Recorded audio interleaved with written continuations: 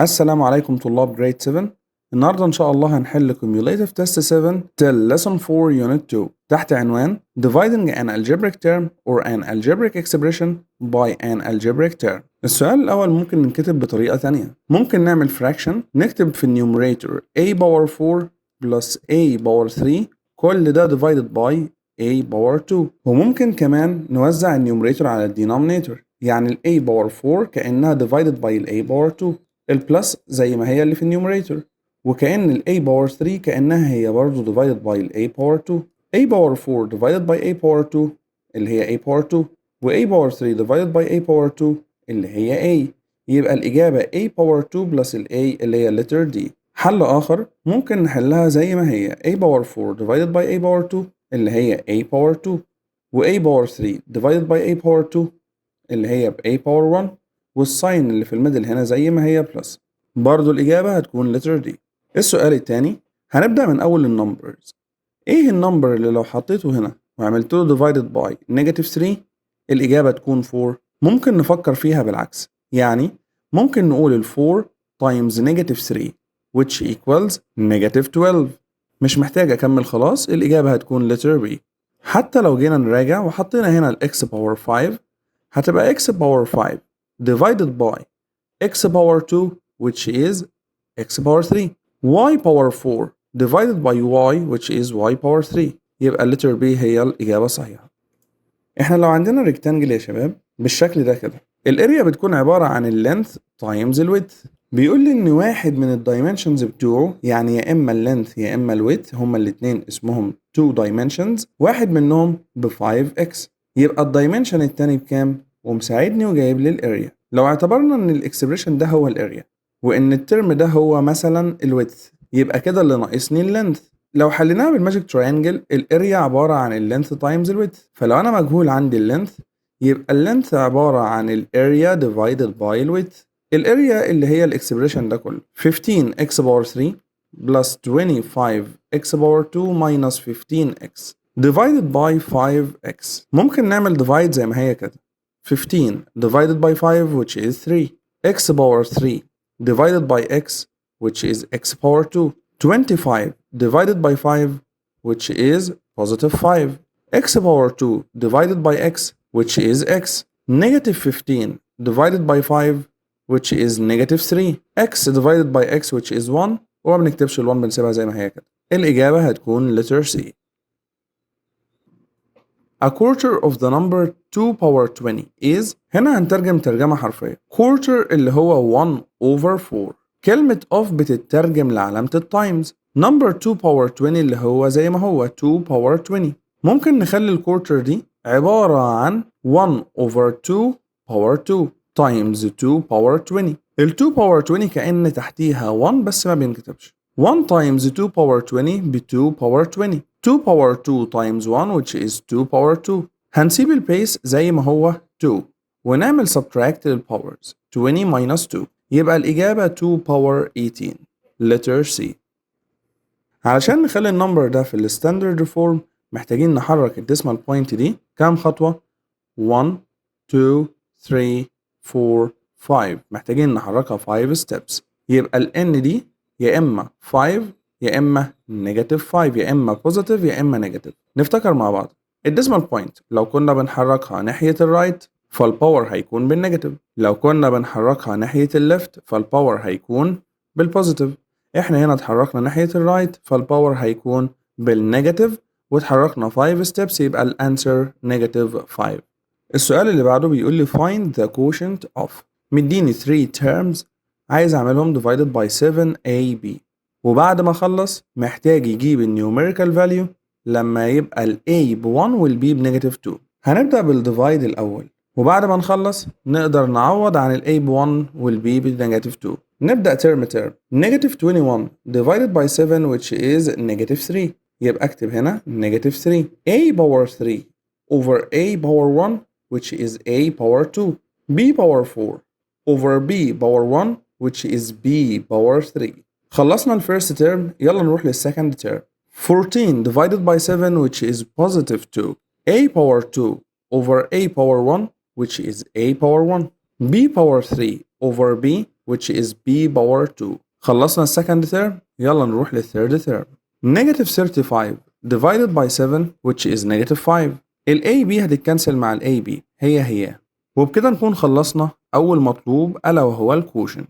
نروح لتاني مطلوب AB equals 1 and B equals negative 2. هنشيل كل A نعوض عنها ب 1، نشيل كل B نعوض عنها ب negative 2. هنعيد كتابة الإيكويجن دي هنا تاني ولكن مع استبدال ال A وال B. النيجاتيف 3 زي ما هي، ال A باور 2 هنحط مكانها براكت باور 2، وال B باور 3 هنحط مكانها براكت باور 3. مكان ال A هنحط 1، مكان ال B هنحط نيجاتيف 2. البوزيتيف 2 زي ما هي، ال A هتتحول لبراكت وال B باور 2 هتبقى براكت باور 2، والماينس 5 ملناش دعوة بيه. مكان ال A هنحط 1، مكان ال B هنحط نيجاتيف 2. المسألة أصبحت كأنها نيجاتيف 3 تايمز 1 باور 2 اللي هي ب 1، ونيجاتيف 2 باور 3 ألا وهي نيجاتيف 8، بلس 2 تايمز 1 زي ما هي، والنيجاتيف 2 باور 2 which is positive 4 لأن الباور الإيفن بيكنسل الساين النيجاتيف، والنيجاتيف 5 زي ما هي. هنحسب الترم ده كله، نيجاتيف تايمز نيجاتيف ببوزيتيف، و3 تايمز 8 24، وهنحسب الترم التاني كله 2 times 1 times 4 which is positive 8، والنيجاتيف 5 زي ما هي. 24 plus 8 which is 32 minus 5 يطلع الفاينل answer 27، ويبقى كده خلصنا المطلوب التاني. نروح للسؤال الثالث find the quotient of. علشان نحل المسألة دي في عندنا طريقتين. الطريقة الأولى إن أنا هوزع ال 2x بالdistribution على الفيرست تيرم بالتايمز والسكند تيرم بالتايمز والثيرد تيرم بالتايمز، وبعدين نعمل ديفايد. الطريقة التانية إن أنا ممكن أعمل سمبليفاي ما بين ال 2x وال 4x، وأسهل طريقة يا شباب إن أنا ممكن أكنسل الإكس اللي هنا مع الإكس اللي هنا، إكس في النيومريتور مع إكس في الدينومينيتور لأنها بالتايمز، ولكن ممنوع تتعملوا الحركة دي في البلس أو الماينس. هي علشان المسألة هنا بالتايمز فعادي أكنسل الإكس اللي فوق مع الإكس اللي تحت، فكده ما عادش باقي فوق غير ال 2 وتحت ما عادش باقي غير ال 4. نقدر نوزع ال 2 على ال 3 terms اللي موجودين فوق ونحلها كأنها مسألة عادية. 2 times 6x باور 2 الإجابة ب 12x باور 2. 2 times negative 4x بنيجاتيف 8x، و 2 times 12 ببوزيتيف 24. كل ده divided by 4 ما عادش فيه x لأن الx كنسلناها مع الx قبل كده. نقدر نعمل simplify من الفيرست term والسكند term والثيرد term.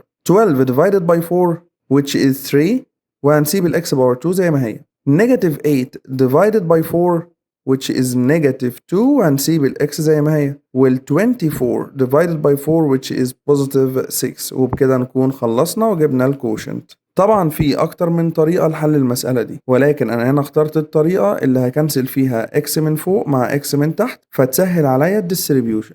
نروح للسؤال الرابع. طبعا السؤال الرابع بيتحل بالديستريبيوشن. الإكس هتنضرب في كل التيرمز اللي هناك، والنيجاتيف 3 نفس الكلام. تعال نبدأ بالإكس تايمز الإكس باور 2 ألا وهي إكس باور 3. إكس تايمز نيجاتيف إكس بنيجاتيف إكس باور 2، وإكس تايمز بوزيتيف 5 ببوزيتيف 5 إكس. نروح للنيجاتيف 3 ونعمل لها هي كمان ديستريبيوشن. نيجاتيف 3 تايمز إكس باور 2 نيجاتيف 3 إكس باور 2، ونيجاتيف 3 تايمز نيجاتيف إكس نيجاتيف تايمز نيجاتيف ببوزيتيف، وال 3 تايمز الإكس هتبقى 3x. نيجاتيف 3 تايمز بوزيتيف 5 بنيجاتيف 15. هنحاول نعمل سمبليفاي. النيجاتيف x باور 2 والنيجاتيف 3x باور 2 الاتنين دول 2 like algebraic terms نقدر نجمعهم مع بعض، والبوزيتيف 5x والبوزيتيف 3x برضه 2 like algebraic terms فنقدر برضه نعمل لهم adding. يبقى الإكس باور 3 هتتساب زي ما هي. خسران x باور 2 وخسران 3x باور 2، يبقى أنا كده خسران 4x باور 2. كسبان 5x وكسبان 3x، يعني أنا كده كسبان 8x، والنيجاتيف 15 زي ما هي. وبكده دي تكون السمبلست فورم. نروح للسؤال التاني. لو أنا عندي براكت باور 2 كان ليه قانون، لو عندي a minus b أو a plus b all to the power 2 كان بيتفك عن طريق ال a باور 2 positive 2ab لو كان الميدل بوزيتيف، ونيجاتيف 2ab بلس البي باور 2. نفس الكلام في البراكت اللي هنا باور 2 هنعمل الاكس باور 2 هتبقى اكس باور 2. الميدل يا شباب عبارة عن 2 تايمز الفيرست تايمز السكند، الفيرست اللي هو الإكس والسكند اللي هو نيجاتيف 4.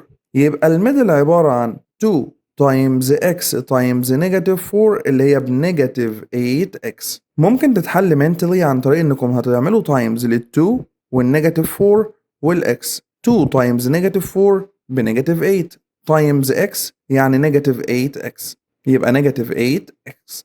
ناقصنا كده الثيرد تيرم اللي هو النيجاتيف 4 باور 2، واحنا عارفين ان الباور الايفن بيخلي الساين غصب عنها تكون بالبوزيتيف، و4 باور 2 اللي هي ب 16.